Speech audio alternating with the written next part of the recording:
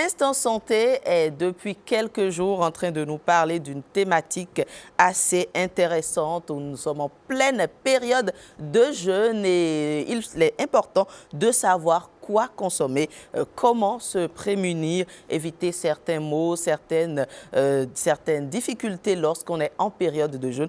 Et c'est pour parler de tout cela que Christelle Tongodo, justement, est avec nous ce matin. Elle est en train de s'installer avec son invité, justement, Christelle, qui s'avance et qui est prête, n'est-ce pas, qui est tout endimanchée. Bonjour Christelle, on vous voit venir. Comment ça va? Ça va très bien. Hein? Alors, aujourd'hui, vous l'avez déjà annoncé, on parle d'anémie nutritionnelle. Vous le savez, on est en temps de jeûne. Absolument. Et c'est le moment où les habitudes alimentaires changent beaucoup. Donc, on va voir tout ce qu'il faut faire pour ne pas tomber dans l'anémie nutritionnelle. C'est ce que les professionnels de santé appellent anémie nutritionnelle. Nous le serons avec l'invité du jour. Il s'agit bien évidemment de Dr Bienvenu Oussou. Il est médecin, hématologue, clinicien et praticien hospitalier au CNHU HKM. Bonjour docteur. Bonjour. Merci d'accepter notre invitation. Tout le plaisir pour moi. Alors, qu'est-ce qu'on entend par anémie nutritionnelle? Est-ce qu'une carence en fer? Merci bien. L'anémie nutritionnelle, c'est déjà à terre. Quand pas d'anémie, c'est quand il y a une diminution du sang. C'est ça. Nous, en tant que praticiens, on va dire quand il y a une diminution du taux d'hémoglobine. Et elle est dite nutritionnelle quand c'est dû à un déficit en certains nutriments essentiels, comme sûr. le fer, la vitamine B12 et la vitamine B9. Donc, ce n'est pas que le déficit en fer, mais outre le fer, il y a la B12 et il y a la vitamine B9. Alors, parlez-nous de sa fréquence et notamment les tranches d'âge qu'elle touche. L'anémie, de façon générale, c'est un problème de santé publique. Et quand on fait un focus sur l'anémie nutritionnelle, de par le monde, c'est pratiquement plus d'1 milliard d'individus touchés. 1 milliard, vous Plus dites. d'1 milliard d'individus touchés de par le monde. Et cette fréquence importante, c'est beaucoup plus dans les pays du tiers-monde, donc dans les pays comme les nôtres. Et quand on fait un focus au Bénin, la tranche d'âge la plus touchée, c'est les enfants en croissance. Si on prend un enfant de 0 à 5 ans, pratiquement 60% ont une anémie nutritionnelle. Et quand on prend une femme en âge de procréer, c'est pratiquement 50%. D'accord. Donc, ce n'est pas lié tout de suite aux jeunes, puisque vous parlez des enfants de 0 à 5 ans. Ce n'est pas lié aux jeunes, pas du tout.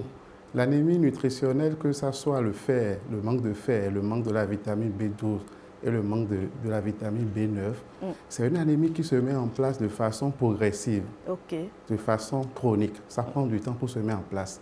Mais le jeûne peut être un facteur qui peut accélérer le processus. Parce qu'on reste à jeun. Le fait de rester à jeun. Donc, le fait que, puisque, j'avais parlé tout à l'heure du manque de fer. Le manque de fer, on le trouve essentiellement que dans l'alimentation. Tout à l'heure, je dirais les aliments. La vitamine B12 dans l'alimentation, la vitamine B9 dans l'alimentation. Et quand on sait que dans la période de jeûne, on se prive, c'est une privation d'aliments, de repas. Et surtout quand ce n'est pas équilibré, là, ça devient un terrain facile sur lequel on peut accélérer si on avait déjà une préexistence d'une anémie nutritionnelle. Alors, on le sait, comme toute maladie, est-ce que l'anémie nutritionnelle a aussi des manifestations? Évidemment. Lesquelles? Alors, les manifestations, le plus souvent, c'est une fatigue. Une fatigue qui commence, à laquelle on résiste. Et après cette fatigue, on peut avoir des palpitations. Normalement, on ne sent pas quand son cœur bat. Mais quand on commence par sentir que le cœur bat pour n'importe quel effort, c'est un signe. C'est déjà un signe. C'est déjà un signe. On peut avoir des maux de tête, ce que l'on appelle des céphalées. On peut avoir des étourdissements. On peut entendre comme du bruit dans l'oreille, c'est des signes. Et puis, on peut constater qu'on devient pâle. Qu'on commence par avoir une pâleur aussi bien au niveau de la paume des mains qu'au niveau de la muqueuse palpébrale. Nous, en tant qu'agents de santé, il faut qu'on confirme cette anémie. Parce que tout ce que j'ai cité, on peut aussi les retrouver dans d'autres pathologies. Donc, on va demander une analyse pour aller voir quel est le taux. Toujours consulter. Quel est le taux du sang que la personne, ce qu'on appelle le taux d'hémoglobine. Et ce taux varie en fonction du sexe, de l'âge et de l'état physiologique. Ce n'est pas le même taux chez la femme enceinte que chez la femme qui n'est pas enceinte. Donc, c'est en fonction de ces paramètres qu'on dira que la personne a une anémie. Une anémie nutritionnelle. Alors, le jeûne, vous l'avez déjà évoqué, le jeûne, est-ce qu'il y a un lien à faire entre le jeûne et l'anémie nutritionnelle? Oui, il y a un lien. Évidemment, le lien est tout fait, mais j'aimerais bien vous entendre là-dessus. Oui, il y a un lien. Quand on parle de jeûne et quand on prend un individu qui n'a pas une anémie, il n'y a pas de problème. Mais quand on prend un individu qui a déjà une prédisposition, il a déjà une carence. Et en fer, d'accord. Surtout en fer, parce que c'est la carence la plus fréquente. Est-ce qu'il a aussi de carence en B12 ou en B9 et qu'il fait le jeûne et que derrière le jeûne, il y a un repas équilibré au moment de rompre le jeûne, ça va accélérer le processus et peut se retrouver en anémie nutritionnelle. C'est ça. Donc le jeûne peut impacter et surtout accélérer sur des terrains précaires. Alors, lorsque je vous suis, j'ai le sentiment que le jeûne peut devenir un véritable problème pour une personne qui l'observe quand elle ne prend pas garde justement à son alimentation en ce temps-là. Oui, évidemment. Et quelles sont les précautions à prendre justement les précautions le jeûne peut devenir un problème parce que quand on prend par exemple le déficit en fer, le fer est retrouvé dans les aliments comme la viande, le foie, les abats. Tout type de viande, rouge, blanche. Viande rouge surtout, le foie. Et aussi dans le vanzou, le haricot, épinard, le bissap. Le bissap dans le chocolat. Donc, quand on prend la vitamine B12, c'est essentiellement les protéines animales et dérivées. Donc, poisson, viande, crustacés, dérivés, lait, fromage. Et quand on prend la vitamine B9, c'est les légumineux, c'est les fruits secs. Mais il y a une particularité. La vitamine B9, une cuisson au-delà de 70 degrés la détruit. Donc, quand vous voyez un peu comment nous préparons nos pas de légumes, on boule.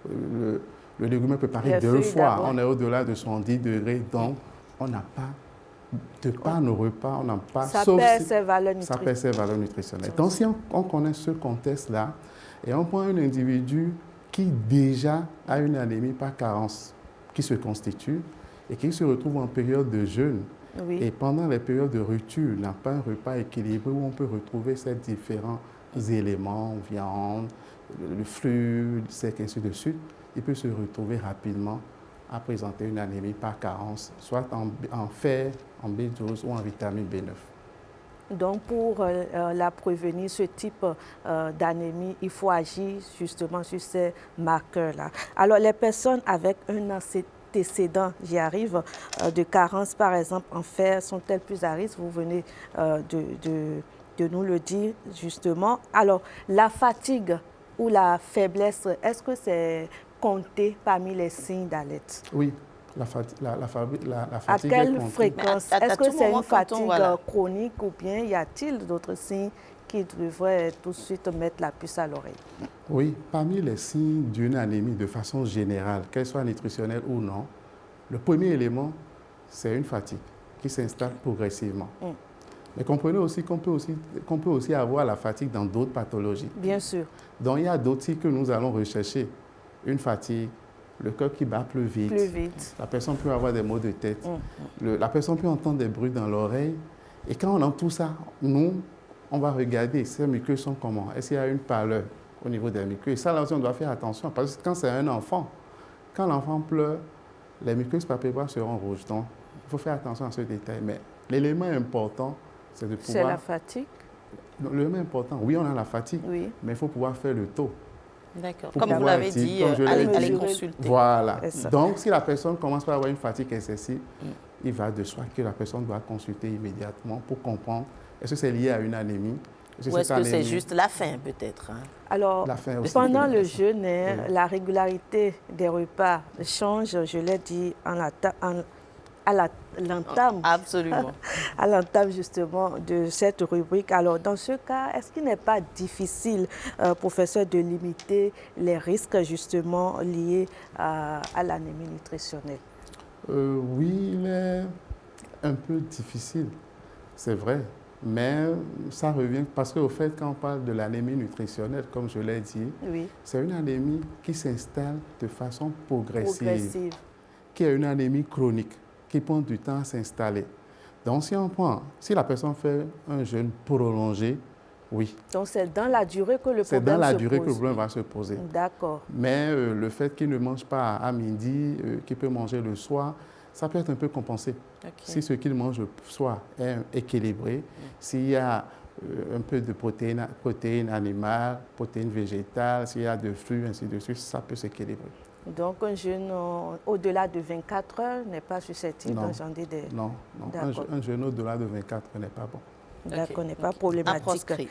Alors, et pour les personnes qui ont l'habitude de perdre régulièrement du poids au cours de leur jeûne, est-ce que le changement lié au poids peut créer l'anémie nutritionnelle et que faut-il faire?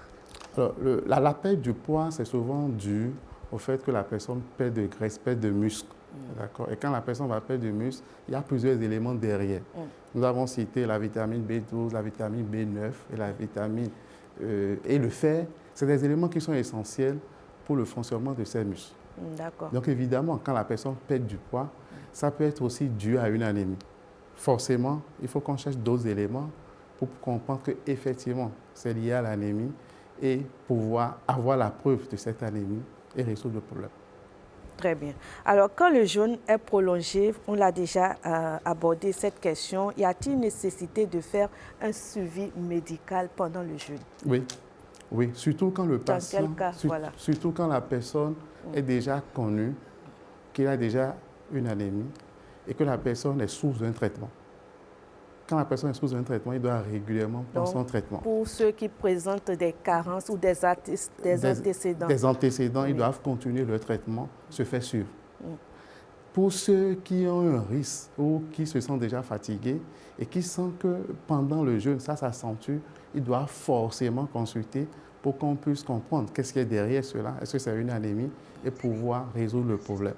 Donc, évidemment, ils doivent se faire suivre et se faire suivre rigoureusement et au moindre alerte, pouvoir consulter rapidement pour qu'on puisse savoir est-ce que ce n'est pas une anémie, est-ce que ce n'est pas le déficit qui est là, qui fait ça, et résoudre le déficit. La question d'avis médical, ça revient de plus en plus. Alors, dites-nous, quels contrôles sont à faire pour prévenir l'anémie nutritionnelle? Est-ce qu'il faut agir sur la quantité de repas, la qualité, avoir une assiette équilibrée? Que faut-il faire, docteur? Dites-nous tout. Alors, le fer, je vais rappeler, le fer dans la viande rouge, dans le foie, j'ai dit les lentilles, le vanzou. Mais la viande rouge, on nous dit souvent que ce n'est pas sans danger sur la santé, oui, qu'il faut privilégier les viandes blanches. Oui, mais pas en grande quantité. OK. On est d'accord. Deuxième chose, ce n'est pas que dans la viande rouge. J'ai dit le foie, j'ai dit le vanzou, le haricot, les légumineux aussi, on est d'accord. Donc, il faut forcément un plat équilibré, où on peut avoir de protéines, on peut avoir de glucides, on peut avoir un peu de lipides. Et il faut aussi qu'on ait de fruits, parce qu'on a aussi de vitamines dans les fruits. Quel type de fruits? Les fruits secs, les fruits, ce que nous avons de disponibles. Ce qui est important, ce n'est pas la quantité, c'est surtout la qualité. Miser sur la qualité. Miser sur la qualité de ce que nous mangeons. Pas forcément en grande quantité. Quand on mange, c'est vrai qu'on est en période de jeûne. Si le matin, on a pris ses repas, on a pu avoir tous ces éléments dans son plat. Oui. Et on peut avoir le soir, c'est bon. D'accord. Les carences en certains nutriments sont souvent invisibles, hein, comme vous l'avez dit. Comment peut-on les anticiper avant qu'elles ne provoquent l'anémie chez une personne qui observe un jeûne? Alors, déjà, il faut consulter. Quand la personne, nous n'avons pas l'habitude de façon spontanée, au moins une fois à l'année, aller faire un check-up, comprendre un peu ce qui se passe. Ça devrait aider. Mais quand la personne constate qu'elle a une fatigue qui est persistante, il faut qu'elle consulte. Qu'elle a des maux de tête qu'elle ne comprend pas et que ce n'est pas parce que rapidement on accroche ça au travail, il faut consulter. Alors quand la personne consulte et qu'on constate, nous on va explorer, et qu'on constate qu'il y a une anémie, on mettra en place ce qu'il faut. Parce que l'anémie, comme on le dit, ce n'est qu'un signe. Quelle est l'étiologie, quelle est la cause qui est derrière cette anémie? On doit chercher la cause. Ça peut être une carence. Dans ce cas, nous sommes dans les carences en fer. Ça peut être une carence en fer on va traiter, on va mettre ce qu'il faut, mettre le fait et chercher pourquoi la personne perd du fait. Parce que les causes en perte du fait, ça peut être un défaut d'apport quand la personne ne mange pas équilibré. C'est ça. Mais la personne peut aussi manger équilibré et le fait n'arrive pas à passer dans le sang. Donc il y a des on va aller chercher pourquoi.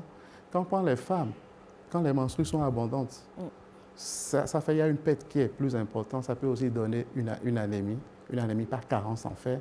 Donc il faut chercher pourquoi, savoir s'il n'y a pas une raison locale qui justifie cela et pouvoir gérer cette raison locale. Donc, le retard du diagnostic et pas mal d'erreurs sont justement, malheureusement, j'ai envie de dire, à l'origine des cas d'anémie nutritionnelle. Oui. Est-ce qu'il y a-t-il quelques erreurs que vous pouvez citer ici, docteur? Alors, en termes d'erreurs, ça revient toujours à notre quotidien, c'est-à-dire l'alimentation. Si on en parle de l'alimentation, c'est plus souvent ne mangeons pas équilibré. Si on mange équilibré, ça réduit le risque. Si on constate qu'il y a des symptômes, une asthénie, une fatigue, il faut pouvoir rapidement consulter, d'accord? Et quand on consulte, quand on demande des analyses, il faut pouvoir faire. Et derrière, quand on met un traitement, il faut pouvoir suivre le traitement et surtout la durée du traitement. Merci, docteur. Je note qu'il faut bien s'alimenter et rester surtout attentif justement aussi de fatigue en vue de prévenir tout ce qui a rapport avec les anémies nutritionnelles. Jennifer Sativi, je rappelle que nous étions en compagnie du docteur Bienvenu Oussou, médecin hématologue, clinicien praticien hospitalier au CNHU HKM de Cotonou. Merci beaucoup Christelle pour avoir tenu toute la semaine de carême avec cette thématique très intéressante. Le temps, il est complètement parti.